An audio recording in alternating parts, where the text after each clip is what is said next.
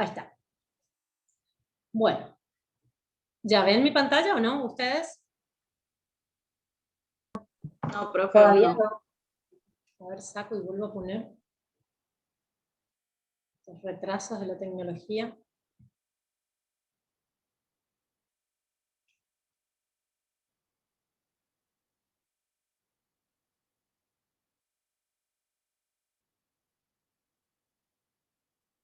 Avísenme si ven, ¿eh?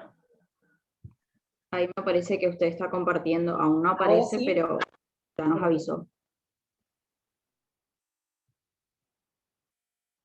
Está lento el asunto acá. A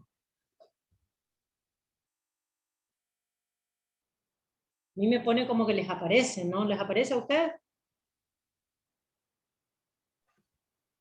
Sale Celeste Vinda ha empezado la función de compartir las pantallas. Sí. Dice, pero no sale el gráfico. Sí, está procesando todavía, pero no aparece el gráfico. Ajá. Ahí está. Ahí está. ¿Ahí está? Ahí está, profesora. Bueno, Sí, sí. no hay que tenerle paciencia, no hay que tratarle con cariño a la tecnología. Bueno, entonces estábamos hablando de la época medieval, ¿no? Yo les decía recién que se tenía mucha ilusión hasta el momento respecto a cómo se venían desarrollando las cuestiones, todo lo que habían avanzado en la Grecia y en la Roma clásica, y sin embargo, en la época medieval hubo un retroceso, ¿sí? Donde otra vez pasamos a las concepciones, en la concepción imperante de la época, giramos en nuestra espiral, dibujan del otro lado entonces. En la Edad Media, la concepción imperante de la época era una concepción sobrenatural, de que las personas, de lo que hoy llamamos enfermos mentales, en realidad eran personas justamente con una posesión demoníaca, ¿sí? ¿Y qué ocurría? Se las rechazaba, no había tolerancia, se las excluía de la sociedad, y empieza a surgir esto que se llamaba la brujería, empieza a hablarse de que este tipo de personas, siguen ingresando, en realidad tenían determinado tipo de costumbres que las hacían terminar teniendo esas conductas, ¿sí? Otra vez, así como fueron los egipcios, primeramente, quienes eran la excepción a esta concepción imperante, yo les decía que en todas las edades existen las excepciones, como en casi todas las cosas humanas, ¿no? ¿Cuáles eran las excepciones en esta época? Los árabes. Los árabes tenían una concepción mucho más natural de la enfermedad mental, explicaciones más naturales, ¿sí? Se oponían incluso a estas concepciones de la enfermedad mental como si eran posesiones demoníacas, ¿sí? Y se empiezan a generar estos llamados claustros para los enfermos mentales, que eran lugares así como veíamos que los egipcios otorgaban espacio para que las personas puedan caminar, escuchar música, bailar, y empezaban a tener este desarrollo social. Estas personas empiezan a decir, son personas que están enfermas, son personas que están mal y necesitan un espacio físico concreto. Otra cuestión revolucionaria para la época, absolutamente, porque al día de hoy se sostiene de hecho esto. ¿Qué pasa en el Renacimiento? En el Renacimiento primeramente se creía que iba a ser una etapa con esto, con un espíritu humanista, que iba a prevalecer el estudio, el conocimiento, pero sin embargo fue absolutamente lo contrario. Aparece lo que se llama la cacería de brujas, surge esto que se llama este libro tan conocido, El martillo de las brujas, ¿sí? Y es una época donde realmente se hizo una persecución a todas aquellas personas que eran distintas a la norma. Esto ocurrió con prostitutas, ocurrió con personas que eran indigentes, que vivían en lo que llamamos hoy día situación de calle, con personas con enfermedades mentales, ocurrió con todo un grupo de personas que en realidad eran excluidos sociales, ancianos, ¿sí? Segregados sociales, y fueron perseguidos, ¿sí? Muchas personas fueron segregadas de sus sociedades, fueron señaladas, y fueron sacrificadas en función de estos ideales de esta época tan dura en la historia de la humanidad, y en la historia de la Iglesia Católica, quien abanderó de alguna manera estos eventos. Por ahí sabrán que incluso en el siglo XX el Papa Juan Pablo II salió a pedir disculpas por la cantidad de cosas que se hicieron en nombre de Jesucristo, de la Iglesia Católica, durante esta época, la cantidad de gente que o se excluyó o incluso ha muerto a partir de creencias que se tenían en esta época. ¿Qué sí surge de claramente revolucionario en esta época, a pesar de todas estas otras concepciones y en paralelo? Qué loco, ¿no? Qué irónico. La llamada primer revolución psiquiátrica. ¿Cuál es? Es la fundación de lo que se llama el primer hospital psiquiátrico, ¿sí? ¿Qué quiere decir esto? Si surge un primer hospital psiquiátrico es porque un grupo selecto y reducido de personas creían de que las enfermedades mentales eran de origen natural y que esas eran personas enfermas, no eran brujas, no eran demonios, eran personas que estaban sufriendo y que no habían hecho nada, no tenían ni un pecado. Y si lo tenían, no tenía que ver con esa enfermedad mental. Entonces surge en paralelo a todo esto la primera revolución psiquiátrica, ¿sí? Algunos de estos autores fueron estos que yo les pongo acá, Vives, Weyer, que de alguna manera hicieron algunos desarrollos en este sentido importantísimos, pero al lado de todo lo que se hizo en aquella época, de la cantidad de personas que fueron excluidas, tenían poca resonancia. No obstante, se consideró a este autor Welles, o muchos lo consideran el primer psiquiatra, justamente porque hizo una fuerte lucha para que se deje de considerar como demonios a las personas con sufrimientos y trastornos mentales. Paracelso fue otro revolucionario en su época, realmente hizo mucho para que se sepa o se crea o se desarrolle que las enfermedades mentales tenían causas naturales, estudió o empezó a hablar de esto que hoy día lo sabemos, también otro revolucionario para su época, de que las enfermedades mentales no solo que eran de origen físico, sino que incluso tenían un origen hereditario, es decir, personas que tienen padres con este tipo de características, lo más probable es que tengan hijos con esas características, o por lo menos hay una alta carga genética, eso no se sabía hasta el momento. Empezó a hablar que tal vez los tratamientos no tenían que ser solamente infligir dolor, podían haber sustancias químicas, lo hablaba, lo pensaba. Pero ¿qué pasó? En uno de sus últimos libros dice que todo lo que escribió hasta ahí no era así, lo contradice, y que solamente la causa y la cura de esos debería estar en manos de Jesucristo. Claramente, mucho tiempo después se volvió a estudiar todo lo que ocurrió aquí y el ruido que nos hace que un autor que empujó tanto en defensa de los enfermos mentales de golpe diga esto, y probablemente hay quienes dicen que hasta estaba en riesgo su vida, ¿no? Porque han muerto, se han quemado muchos libros, muchos desarrollos hasta este momento, desarrollos anteriores, solo sabemos lo que se pudo rescatar. Se quemaron libros, murieron personas, se le excluyó a mucha gente, se la segregó de sociedades. Entonces, es el desarrollo que tenemos hasta el momento. ¿Qué ocurre en el siglo XVII? Otra vez se empieza a hacer un giro hacia las explicaciones naturales, a las concepciones naturales. Y ahí empiezan a debatirse si dentro, ahí está lo que yo les decía, dentro de las explicaciones naturales podemos hacer otro punto suspensivo que divida sobre explicaciones somatistas o fisiológicas, es decir, había una causa física en el cuerpo que generaba esa enfermedad, o si eran causas psíquicas. La mayoría de los autores se dividían o en somatistas o en psíquicos. No, habían pocos que integren, que es la concepción como más imperante en nuestra época actual, digamos. En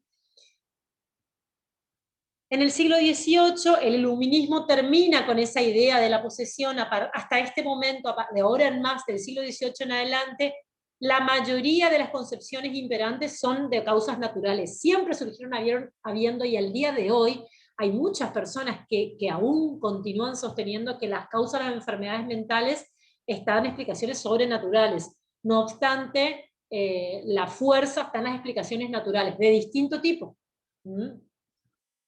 Y otra cuestión que ocurre en el siglo XVIII, importantísimo, es que la psiquiatría se constituye como una ciencia autónoma ya específicamente, porque hasta el momento no existía ni la figura del psiquiatra, incluso el neurólogo.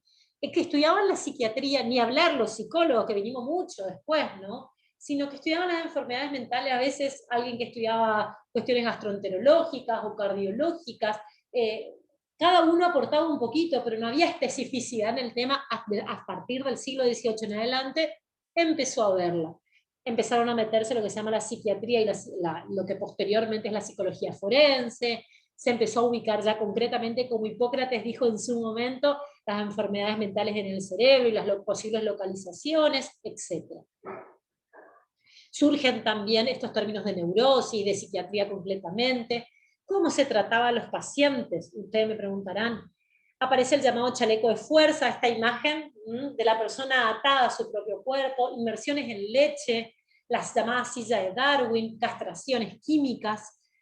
A mí me interesaría muchísimo que empiecen a mirar algunas películas, yo les voy a subir algunas recomendaciones a la plataforma, y puede que ustedes conozcan otras que van a ser interesantes también, para que empiecen a ver los métodos, no por las películas en sí mismas, sino para que vean los métodos. En la película El Hombre Lobo, no sé si conocen una película que ya tiene unos años, se ve esto de la silla de Darwin, que es interesantísimo, y me encantaría, insisto, que este fin de semana, El Hombre Lobo es una película hollywoodense, digamos, así que la pueden ver en familia, con amigos, con su pareja, seguramente está en alguna de las plataformas que todos consumimos, y si no estará en internet.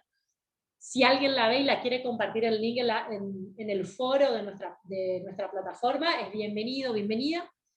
Luego, bueno, hay varias películas que les voy a ir subiendo donde pueden ir viendo estos métodos, ¿sí?